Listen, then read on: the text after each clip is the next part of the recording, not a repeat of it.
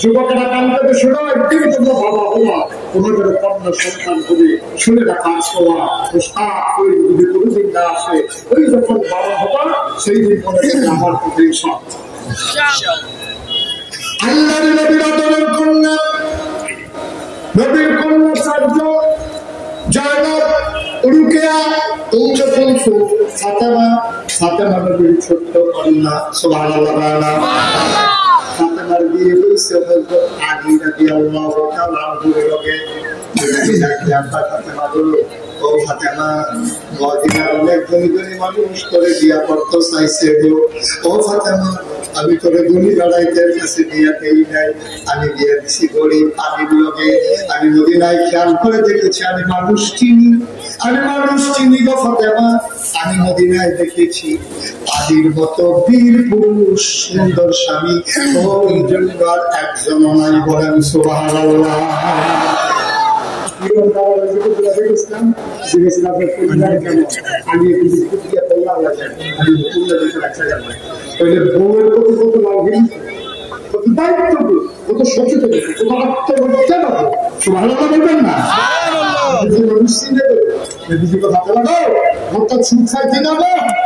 শান্তি না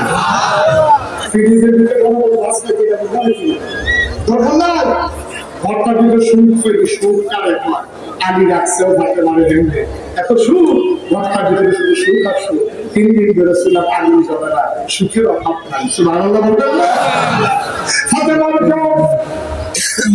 ফাতেমার জ্বর উঠেছি, আলিয়ার কোনো গুরুত্ব দেয় নাই, বুঝে নাই যে এত মাঝ রাতে ঘুরে ফাতেমা কাঁদতেছেন। আলীর ঘুম থেকে গেল, হাসান হুসাইন ঘুমায়, আলী লাফ দিয়ে উঠা ফাতেমার মাথার ভিতরে গিয়ে হাত দিচ্ছে। হাত দেওয়ার সাথে সাথে আলী চমকে উঠেছে, চমকে দাঁড়িয়েছে, আশ্চর্যান্বিত হয়ে গেছে, গা আগুনের মতো পুড়ে যাচ্ছে। ডাক দেওয়া যায়, ফাতেমা আমায় কেন ডাকলা না? এত জ্বর নিয়ে পুড়িয়েছি, আমি কি মানুষ না? আমার জামাইকে তোমার পৌঁছাতে এত যন্ত্রণা কেন আমারে ডাকলো না? তোমার জন্য কি আবার কোনো মায়া নাই ফাতেমা? তুমি কি করলা? আমারে ডাকলে আমি মাথায় পানি ঢেলে দিতাম, তোমার জন্য নবীর কাছে গিয়ে দোয়া চাইতাম। নবী তো তখন নাই, নবী ইন্তেকাল করে গেছেন, নবীর রোজায় গিয়ে সালাম পৌঁছে দিতাম। পাহাড়ি ঝর্ণা থেকে মাথায় পানি ঢেলে দিতাম। তুমি কি করলা? এত জ্বর নিয়ে তুমি কেন আমারে ডাকলা না? ফাতেমাও কান্দে, আর সময় নাই, মনে হয় আমার সময় শেষ। আমি কই এই কথা একবার বলেছ, আর বলবা না। জ্বর উঠলে কি মানুষ বাঁচে না? জ্বর উঠলে কি মানুষ মরে যায়? এটা কেমন কথা বললা? সময় শেষ এটা কেন বললা? আমি বুঝে শুনেই বলেছিলে আলী, আমার নবীজি, আমার আব্বা ইন্তেকালের পূর্ব মুহূর্তে আমি আব্বারে দেখতে গেছিলাম। আব্বা ডাইকে আমার কানে কানে একটা কথা বলছে, আমি হাওয়া করে কেঁদেছিলাম। কেউ বুঝে নাই কেন কেঁদেছি। আব্বা মনে বড় কষ্ট পাইবে, তিনি আবার ডাক্তার ঠকাবে দিলাম, টুকরা মারা দিলাম। কানে কানে আরেকটা কথা বললেন, আমার ফাতেমা মুচকি মুচকি হাসলেন। আয়েশা রাদিয়াল্লাহু তাআলা আনহা, ফাতেমার ছোট আম্মা, ওই কয় কেন কাঁদলো ফাতেমা, কেন হাসলো ফাতেমা? কিছুই আমরা বুঝলাম না। বাপ পেটির কি কথা বললাম না, জানলাম না। আলীরা ফাতেমা ডাকা পানি, সেই দিন কি বলছিল আপনি জানেন নাকি?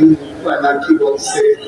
বলছে আমার আব্বা বলেছে, ফাতেমা, ও ফাতেমা, কান্নাকাটি করিস না, চিৎকার চেঁচামেচি করে কোনো লাভ নাই। আমি আর বেশি দিন তোদের মাঝে থাকবো না ফাতেমা, আমার যাওয়ার সময় হয়ে গেছে। আমি আবার চলে যাওয়া লাগে আল্লাহর ডাকে, চরম চরম প্রিয় বন্ধুর সান্নিধ্যে দুনিয়ার মায়া ছেড়ে আমি চলে যাবো আখিরাতে। আমার বিদায় দিয়ে দে ফাতেমা। এই কথা শোনার পরে আমি কাঁদলাম। আব্বা আমার ডাক দেয়া, ফাতেমা কেন কান্নাকাটি করস? আমি কি সারা জীবন থাকবো নাকি? তোর একটা খুশির খবর দিল ফাতেমা। শুন শুন শুন, আমার পরিবারের ভেতরে, জান্নাতের ভেতরে সবার আগে যার সাথে আমার দেখা হবে সে হইল আমার ফাতেমা।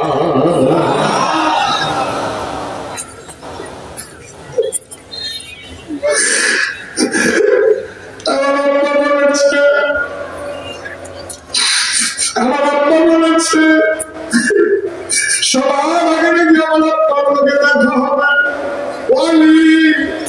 আমার মনে হয় সেই সময় চলে এসছে। আব্বা মনে হয় আব্বা চলে দেখার সময় হয়ে গেছে। আমার বোধহয় সময় শেষ। আমি বোধহয় আরো বাঁচব না। আমার হাসান হুসাইনকে ডাকো। হাসানকে ডাকা হলো, হুসাইনকে ডাকা হলো। দুইজন দুই পাশ দিয়ে মায়ের বসে গেলেন। বাচ্চারা কাঁদতেছে, ফাতেমা কাঁদতেছে। আলী হাতে ধরে বসে আছেন। ডাক দেয়া পায় ফাতেমা, ও ফাতেমা আসলেও কি তোমার সময় শেষ? হয় মনে হয় আর বাঁচব না। আলী আব্বা জানা হয়েছে কোন স্বামী যখন তার স্ত্রীকে সার্টিফিকেট দেয় যে ভালো মহিলা, আল্লাহ নাকি তা গ্রহণ করে নেয়। আপনি আমাকে দয়া করে বলেন আমি কেমন মহিলা ছিলাম আপনার দৃষ্টিতে? আমি ডাক দেয়া বলবো, ও ফাতেমা আমি তো কল্পনাও করি তোমার আব্বা আমার হাতে তোমার উঠে দেবে।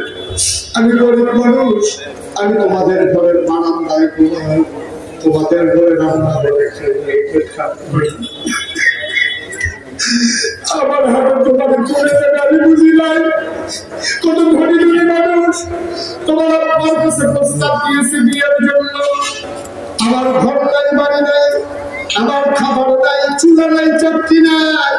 তোমার একটা নাকের চুল, একটা কানের বলার একটা বলা, হাতের দুইটা বলা, কোনোদিন দাদার শিক্ষা খান কিনে দিতে পারি নাই, 3 বেলা মজার খাবার দিতে পারি নাই।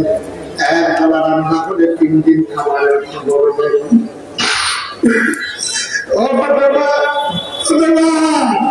তোমার বিরুদ্ধে আমার কোনো অভিযোগ নাই। তোমার আব্বাকে দয়া করে তোমার আমার হাতে উঠাই দিছে, এই শুকরিয়া আদায়ের ভাষা আমার জানা নেই। তোমার মতো ভালো মহিলা যে আমার কপালে ঘুরছে এটাই তো বড় কথা। তোমার বিরুদ্ধে আমার কোনো অভিযোগ নাই। আলী মনে করছে কায়দাগত কথাটা আদায় করে ফেলি।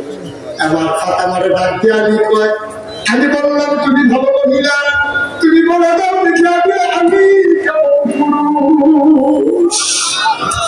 একটু বলে দাও, একটু বলে দাও, বলার আগে আমারে বলে যাও আমারে তুমি কেমন পেয়েছো, আমি মানুষটা কেমন।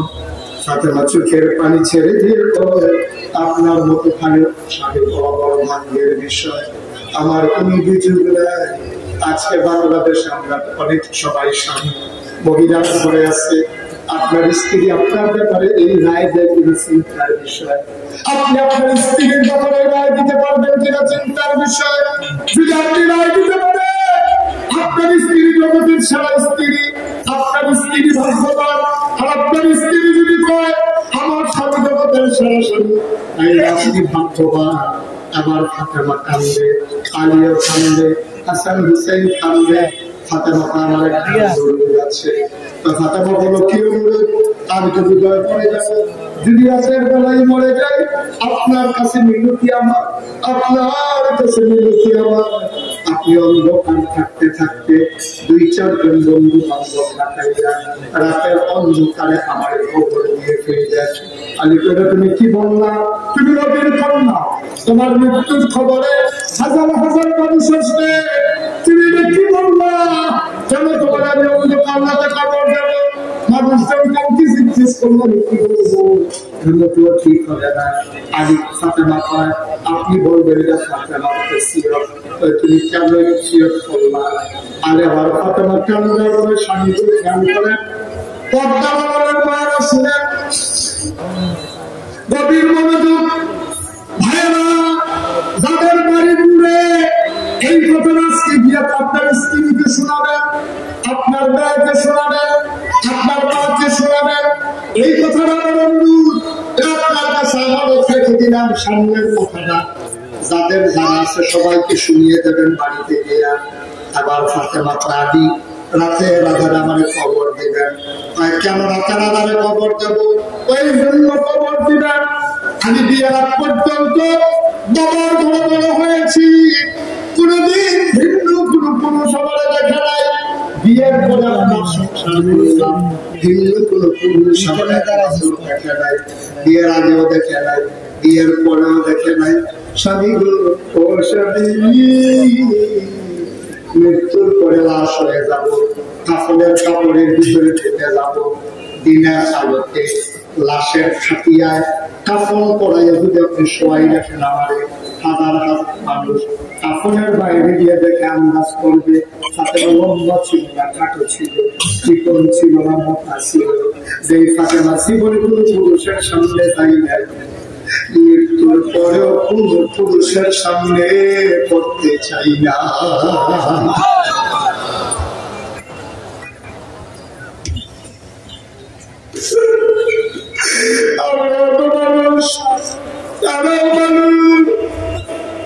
আমাদের মহিলারা তো মহিলা, ফাতেমা তো মহিলা, তাই যারা একটা কোনো পুরুষের সামনে যাই নাই, লাশ মানুষ সামনে যেতে চাই না।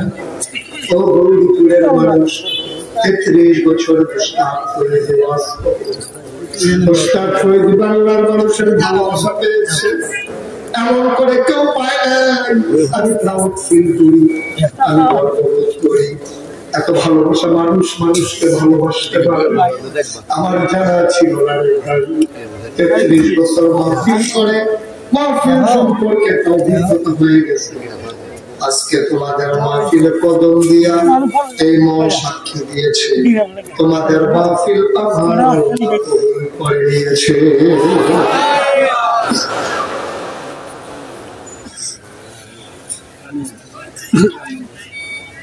তোমাদের মাহফিল কবুল, এই কবুল হওয়া মাহফিল যেতে মায়ের জন্য দোয়া করে কেউ যাবে না, বাবার জন্য দোয়া করে কেউ যাবে না।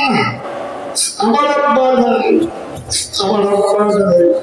কোনো মাহফিলে যখন যাই, বাচ্চারা যখন হাতে ধরে বাবার জন্য দোয়া চায়, মুরব্বীরা যখন খেতে খেতে বাবার জন্য দোয়া চায়, আমার তো বাবা নাই, আমার বাবার কথা মনে পড়ে, খুব বেশি যখন মনে পড়ে, আর যখন কলিজায় মানে না।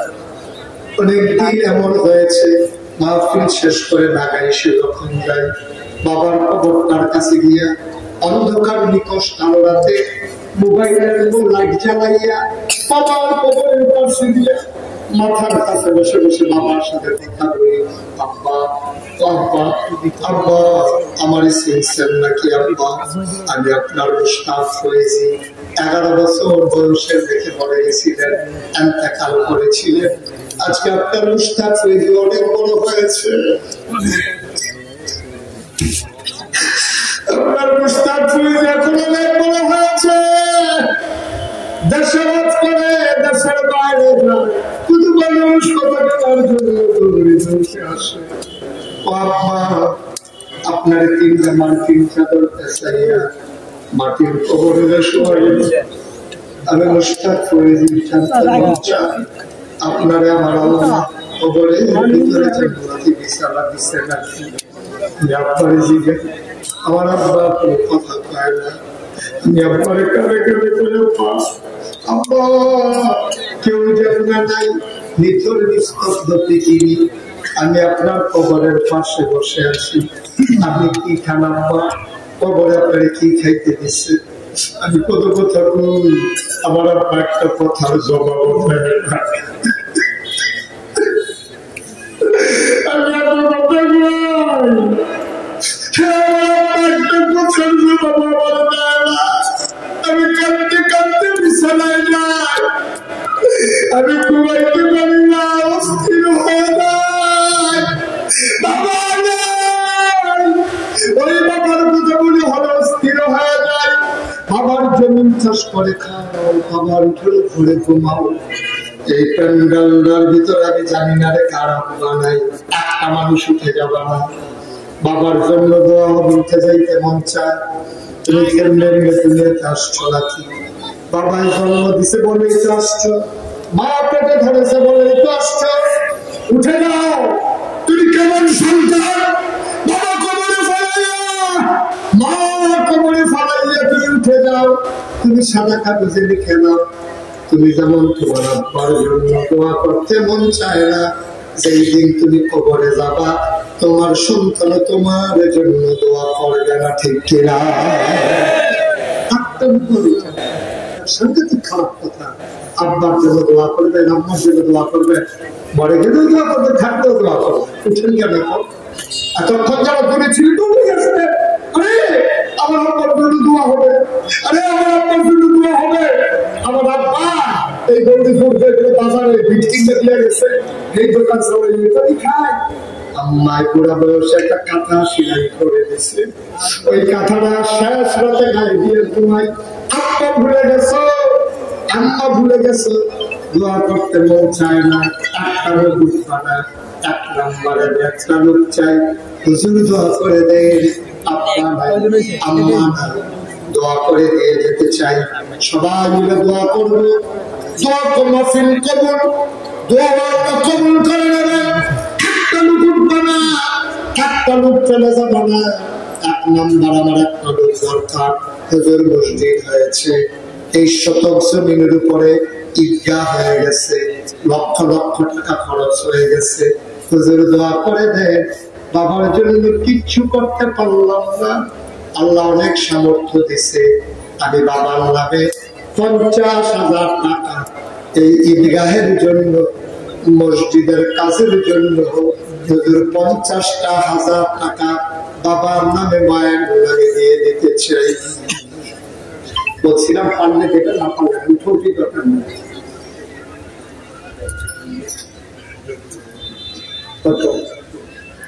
মসজিদ কমিটির সাবেক সেক্রেটারি মারহুম ওনার ছেলে জহিরুল ইসলাম, ওনার ছেলেরা সবাই মিলে বাবার নামে ওনারা দেবেন 50,000 টাকা। বলো মারহাবা।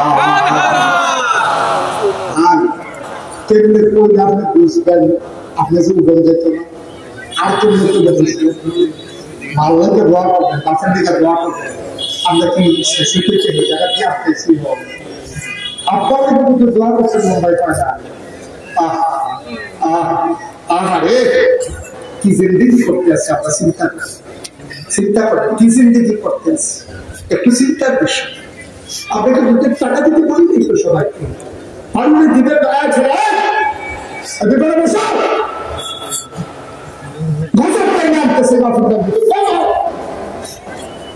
আব্বা আমার জন্য দোয়া করবো। কেন উঠতে বলছে? কথা বলছে, চিন্তা করে শক্ত হয়ে গেছে। টাকা দিতে হবে, পারলে দিব না, পারলে নাই। কেন উঠতে যেতে বলছে?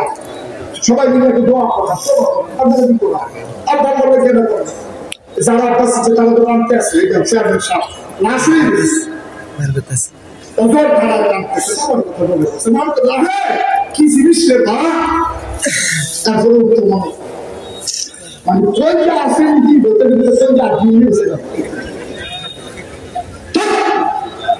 ওই যে আসলে উঠে আচ্ছা না ওরা আপনি যে এটা কি যায় কি হইল ভাই? খাসার ধরলো তো আধা ঘন্টা লাগলো, খাসার ধরলো আধা ঘন্টা লাগলো। তুমি যাত্রা বাড়িতে যে লোক বাস করছে বাসায় যাত্রা বাড়িতে করে তুমি কাজ করে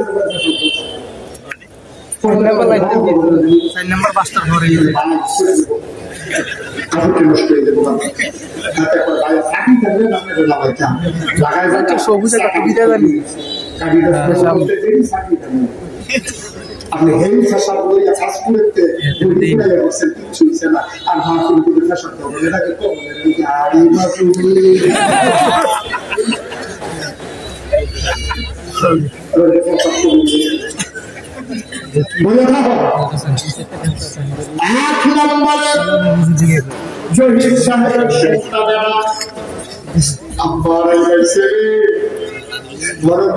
সব আছে আপনার তারা দিল 50 মার হাবা পায় না রে।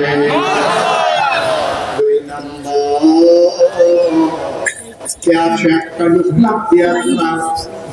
দোয়া করে দে, আমিও দিয়ে দেবো 50,000 টাকা।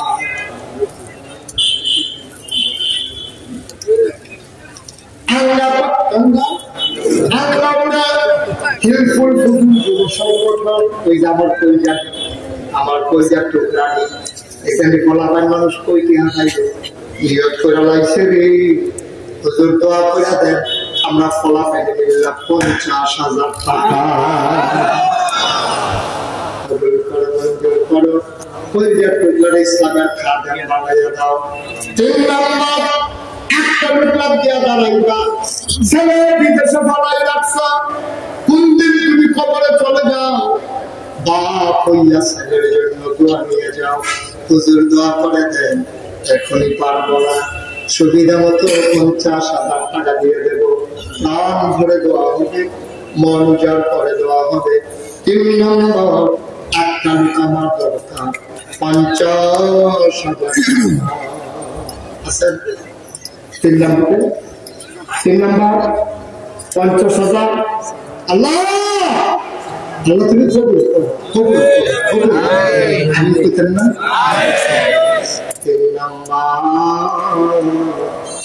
আমি চাইছি রে ভাই মুস্তাক ফয়েজির হাত কোনো জায়গা থেকে খালি যায় না আল্লাহ খালি দেন না গৌরীপুর আমার ঘরের মতো এই জায়গা থেকে আমার হাতটা খালি যাবে অনেক মায়েরা আছে স্বামী বিদেশে ফালাই রাখছে খবর পাঠাই দাও গো আম্মা তোমার স্বামীর নামে তুমি 50,000 টাকা দিয়ে দেবা 50,000 টাকা গৌরীপুরের মানুষের জন্য কোনো টাকা না বাবার যদি অপারেশন লাগতো 5 লক্ষ টাকা খরচ করে অপারেশন করাই 50,000 টাকা বাবার নামে দিতে পারলাম না কে আছেন লাভ তারা হুজুর দোয়া করে দেন আমিও দিয়ে দেব 50,000 টাকা আছে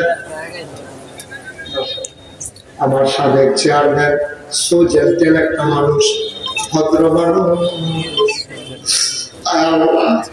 জনগণের খেদমত করছে গো বাবা শরীরে আর দেয় না বয়সের ঘরে নজর হয়ে গেছে শরীর দুর্বল হয়ে গেছে গান বেবি পরিগুলা পড়ছে আহারে মানুষ চিনে যাও মানুষ কারে কয় জনাব আলহাজ আবুল হাসেম সাহেব আমার ভাই আমার গুরুকে ভাই উনি দিলেন 50,000 টাকা বলো মারহাবা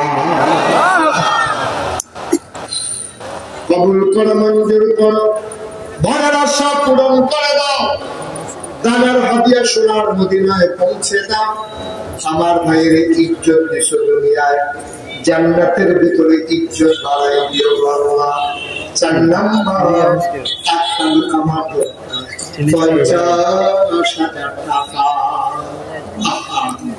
আমি যদি 2 ঘন্টা ওয়াজ করতাম 100 লোক তো উঠতেন আমি তো দোয়া করবো সবাইকে নিয়ে ভাই ওয়াজের থেকে তো দোয়ার অনেক বেশি